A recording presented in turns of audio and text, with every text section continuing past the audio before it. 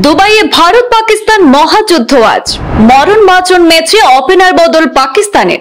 ক্রিকেটের এল ক্লাসিকোতে x factor হতে পারে স্পিন। মরু শহরে টস জিতে ব্যাটিং এর সিদ্ধান্ত নিয়েছে বাবর বাহিনী। ভারতের সঙ্গে হারলেই কার্যত চ্যাম্পিয়ন্স ট্রফি থেকে বিদায় নিশ্চিত হয়ে যাবে পাকিস্তানের। বাড়তি অ্যাডভান্টেজ পেতে পারেন নবাগত ভারতীয় বোলার হর্ষিত রানা।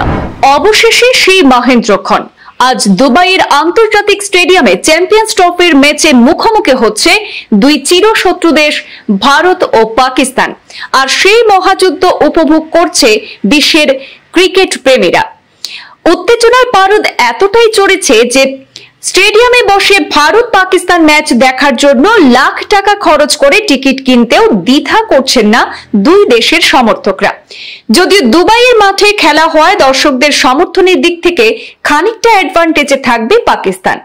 চিরশত্রু পাকিস্তানের বিরুদ্ধে মাঠে নামার আগে খানিকটা হলেও এগিয়ে রোহিত শর্মারা। কেননা নিজেদের প্রথম ম্যাচে কাগুজে বাঘ বাংলাদেশকে 6 উইকেটে হারিয়ে সেমিফাইনালের পথে এক ধাপ এগিয়ে গিয়েছেন গৌতম গম্ভীরের শিষ্যরা।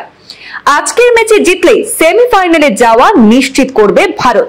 অন্যদিকে বাবর আজমদের কাছে আজকের match do or die.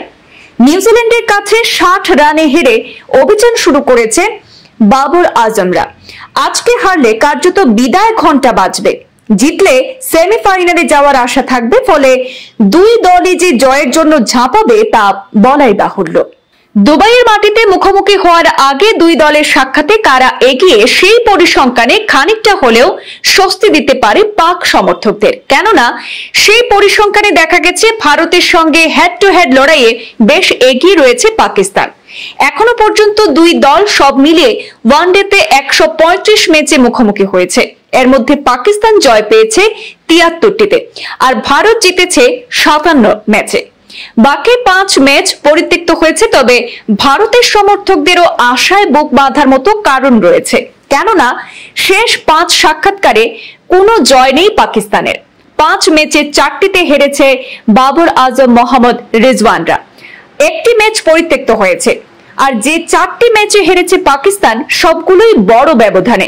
Bharat জিতেছে 9 উইকেট 89 রান 228 রান এবং 7 উইকেটে। দুবাইয়ে 2018 সালে শেষ 2 খেলায় ভারতের জয়ের ব্যবধান 8 ও 9 উইকেট। তবে চ্যাম্পিয়ন্স ট্রফিতে এই দুই দলের শেষ সাক্ষাৎকারে শেষ হাসি হেসেছিলেন বাবররা। 8 বছর আগে চ্যাম্পিয়ন্স ট্রফির ফাইনালে ভারতকে 180 রানে উড়িয়ে শিরোপা জিতেছিল পাকিস্তান। আজকের খেলায় কোন ক্রিকেটার শতক পেতে পারেন বা কোন বোলার 4 উইকেট পেতে পারেন, আপনাদের ধারণা সমীক্ষা আমাদের কমেন্ট বক্সে জানাতে পারেন।